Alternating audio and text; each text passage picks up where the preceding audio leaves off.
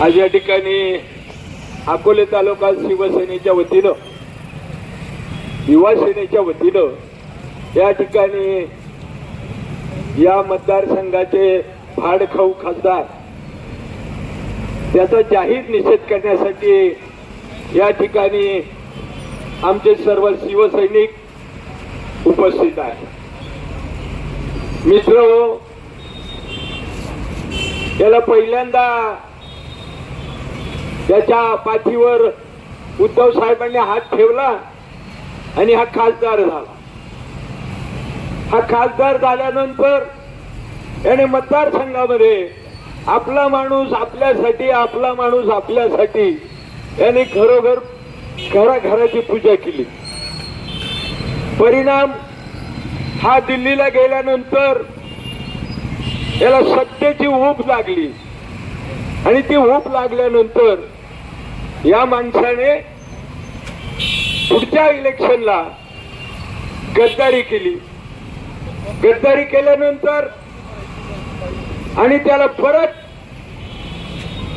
त्या ठिकाणी त्याने मला परत उमेदवारी द्या अशी त्याने हाक मारली. परंतु उद्धव साहेबांनी कुठल्याही प्रकारचं त्याला दयामाया दाखवली नाही आणि या ठिकाणी लोखंडे नावाचे खासदार सन्माननीय सदाशिवजी लोखंडे या माणसाला उमेदवारी दिली आणि ते 14 दिवसात या नालायक माणसामुळं खासदार झाले. फक्त 14 दिवसात. तसा हा मतदारसंघ फार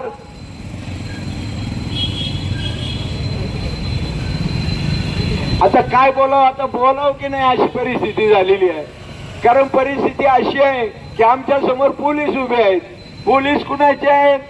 या सरकारचे आहेत. ते आमच्यावर गुन्हे दाखल करण्यासाठी जिथे उभे आहेत आणि म्हणून वाईट वक्त बोलावं की नाही, पण बोलल्याशिवाय आमचं काही तोंड राहणार नाही. म्हणून या भाडखाऊ खासदाराचा निषेध या ठिकाणी आम्ही करणार आहोत. त्यानंतर हा गद्दार झाला, लोखंडे आले आणि त्यानंतर परत याला सत्तेची ऊब लागल्यामुळं त्याने पाहिलं की या मतदारसंघामध्ये 14 दिवसात हा मतदार खासदार करतो हे त्यांनी ओळखलं आणि त्यांनी या जिल्ह्यामध्ये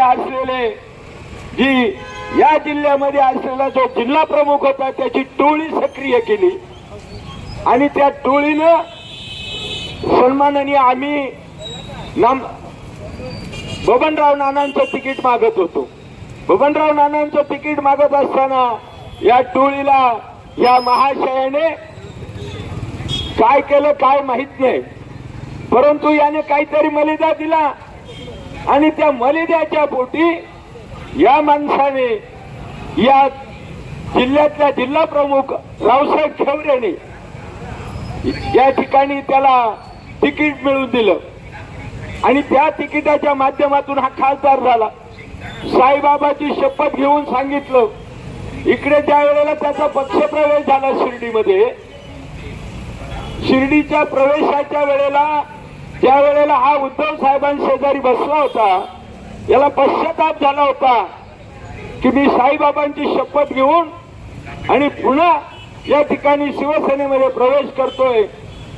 सांगायला लाज वाटते. याचं वय झालेलं आहे.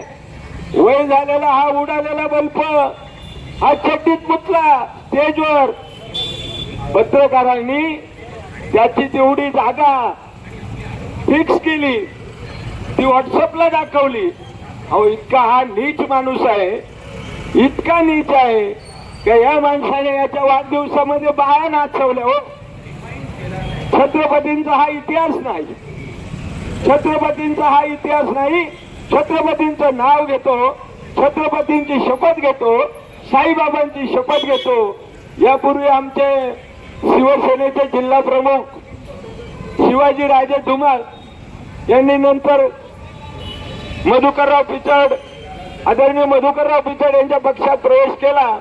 त्यावेळेला याची चांगली धुलाई केली. कमळे यांनी साईबाबाच्या झोळीतला प्रसाद खाल्लाय आणि म्हणून खऱ्या अर्थानं तो त्यावेळेला पडलाय. अरे पण आता परत तू एकदा साईबाबांची शपथ घेतली. उद्धव साहेबांना ऑनलाईन सांगतोय की मी तुमच्या बरोबर आहे. इतका नीच इतका नालायक एवढा घाण प्रवृत्तीचा माणूस आम्ही पहिल्यांदा पाहिलेला आहे.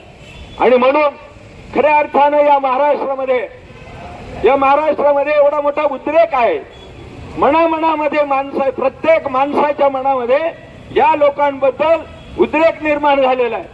परंतु त्याला तो जो काही लावारस आहे हा बाहेर पडण्याची फक्त आता जनता वाट पाहते. आणि या हरामखोरांना रस्त्यावर कुणी फिरू देणार नाही. भविष्यामध्ये येत्या काही काळामध्ये या महाराष्ट्रामध्ये अकोले तालुक्यामध्ये सुद्धा ज्याप्रमाणे श्रीलंका नेपाळ या ठिकाणी जी परिस्थिती झाली की खासदार पंतप्रधान आमदार यांना लोकांनी पळू मारलं, तसं या भाडखाऊला सुद्धा आता आम्ही पळू मारणार आहे. आणि यादी जे काही याच्या बगल बच्च्यांनी जी काही पोस्ट केलेली आहे फेसबुकला की मी माझी ताकद दाखवतो. बडव्या, तुझ्यात जर हिंमत असेल तर खऱ्या अर्थाने तू ताकद दाखवलीच पाहिजे. ही ताकद कोणाला दाखवणार आहे? ज्या लोकांनी तुला मतं दिली त्या लोकांना दाखवणार. हरामखोर, तुझी लायकी आहे का? अरे अशा पद्धतीनं जर तू खोटं बोलत असशील तर तुला माफ नाही. या तालुक्यातील जनता, या मतदारसंघातील जनता, अहिल्यानगर मतदारसंघातली सगळी जनता तुला पळू हाणल्याशिवाय राहणार नाही. आणि माझं या निमित्तानं तुला एक जाहीर आव्हान आहे. मला तालुक्यामधील अकोले तालुका शिवसेनेच्या वतीनंच सांगतोय, हा अकोले तालुक्यात येऊ शकतो की नाही ते मला माहित नाही. मी तर तिकडे राहतो आमच्या गावी. हा जर कधी चुकून तिकडे आला तर या बडव्याला काळं फासल्याशिवाय सोडणार नाही. हेच या निमित्ताने या ठिकाणी सांगतो आणि थांबतो. जय हिंद, जय महाराष्ट्र.